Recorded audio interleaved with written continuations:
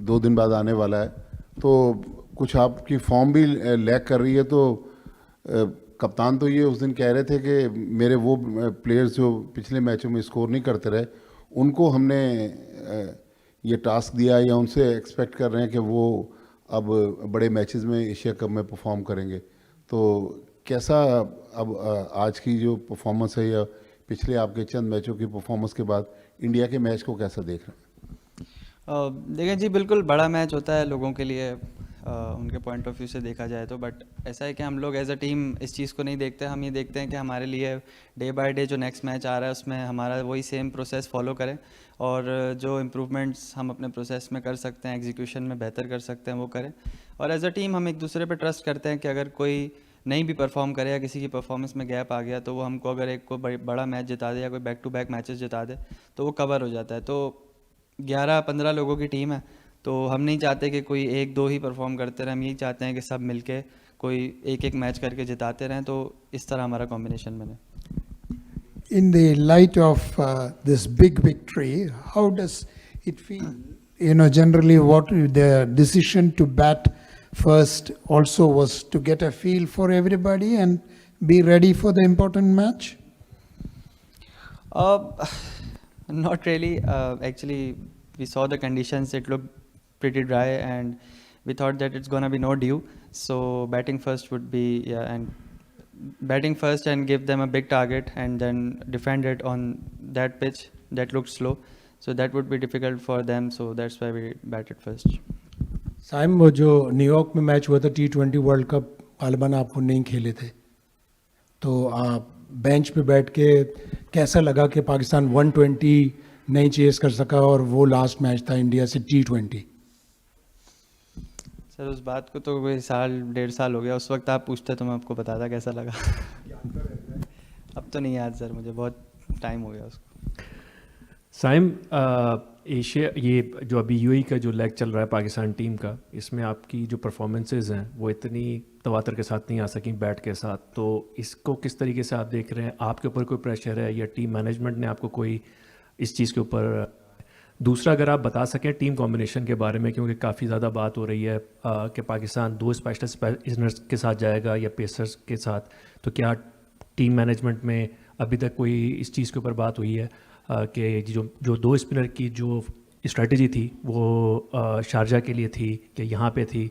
क्योंकि इंडिया के ख़िलाफ़, इंडिया की बैटिंग के ख़िलाफ़ Faheem Ashraf as a second pacer, आपको लगता है कि वो बहुत ज़्यादा रिस्की स्ट्रेटजी नहीं होगी, या उस बारे में अगर आप कुछ कहना चाहें तो? Thank you.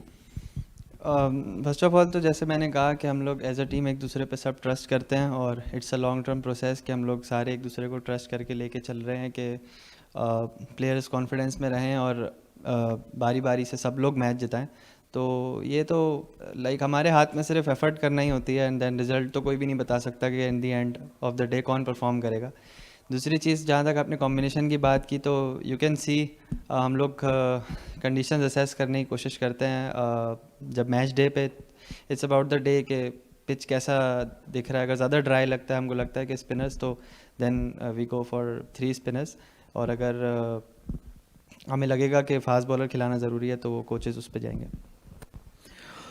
साइम, बड़ी अच्छी बात है कि आप टीम वर्क की बात कर रहे हैं कि 11 रुकनी टीम है, हर किसी को रिस्पॉन्सिबिलिटी लेनी चाहिए, और ज़िंदगी का फ़लसफ़ा भी यही कहता है कि आज अगर ख़राब हुआ है तो भूल जाएं और कल के बारे में सोचें।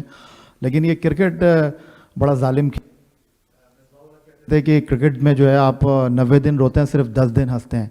तो बहुत सारे ऐसे प्लेयर भी हैं जो परफॉर्मेंस करके टीम से बाहर हुए हैं। आप पाकिस्तान के एक टैलेंटेड प्लेयर हैं, लेकिन कहीं ऐसा लग रहा है कि आप बॉलिंग में जो है आपकी बैटिंग दबती जा रही है। सर बॉलिंग और बैटिंग और फील्डिंग तीनों अलग चीज़ें हैं, और एज अ प्लेयर यही चाहते हैं कि जो रोल मिले उसको पूरी तरीके से अदा किया जाए, और इट्स अबाउट द डे कि कौन परफॉर्म करता है कौन नहीं, ये हमारे हाथ में नहीं होता। अगेन इट्स अबाउट एफर्ट, और हम लोग सब, मुझ समेत, कप्तान समेत, इवन मैनेजमेंट, हम सब कोशिश कर रहे हैं पूरी एफर्ट देने की कि हम लोग इस टीम को साथ बेस्ट रिजल्ट्स ले सकें, प्रोसेस फॉलो करके अपना। और दूसरा आपका सवाल क्या था? सॉरी मैं भूल गया।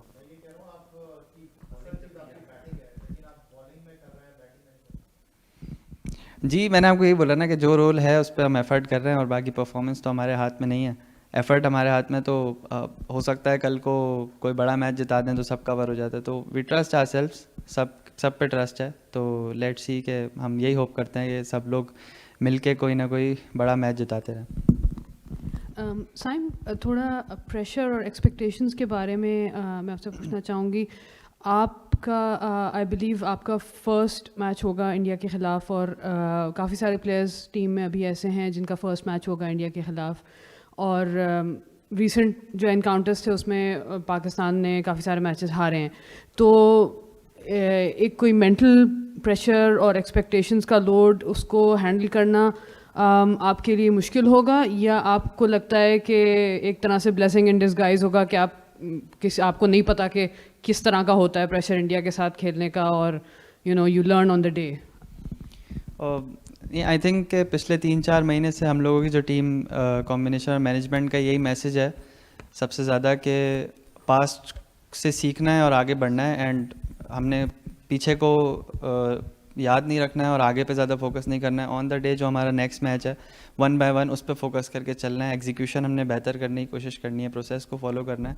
सो इट्स नॉट अबाउट कि कल क्या हुआ था या कल क्या होगा, अभी हम क्या सबसे बेहतरीन कर सकते हैं एक दूसरे का साथ देकर, वो सबसे ज़्यादा इम्पोर्टेंट है हमारे लिए। हाल में जो है पाकिस्तान ने अपनी क्रिकेट रीब्रांड की है, they are playing fearless cricket. आपको लगता है आप इंडिया के अगेंस्ट फियरलेस क्रिकेट खेल पाएंगे given the quality of Indian opposition, आपका जो ऑपोजिशन है उसकी क्वालिटी को देखते हुए? सर हम कोशिश करते हैं कि सबके अगेंस्ट फेयरलेस क्रिकेट खेलें। Sam, as it was mentioned, आपका पहला गेम होगा अगेंस्ट इंडिया आई थिंक, तो जस्ट मतलब रिसेंट ईयर्स में इंडिया पाकिस्तान आपके लिए पर्सनली कैसा सिग्निफिकेंस है? What are your recent memories of the clash? And sir memories क्या मैटर करती हैं, अब तो ये टूर्नामेंट है, ये सबसे ज़्यादा मैटर करता है। ये टूर्नामेंट हमने जीतना है। We are not just looking forward to Pakistan India match, we are looking forward to win the tournament. Sam, just want to take you back to earlier this year. You had a very freak injury. Just want to ask you about the mental toll it took on you. What did you do to kind of come out of that phase, and how challenging was it? And has that kind of changed the outlook towards the way you think and think about the game?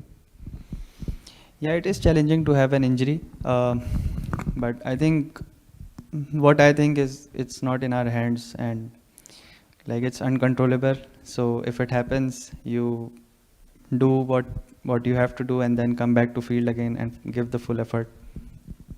Saim, top of the order Jasprit Bumrah को खेलना कितना बड़ा challenge होगा आपके लिए?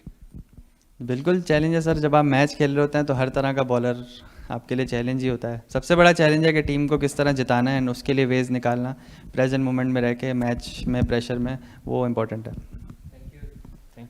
Thank you.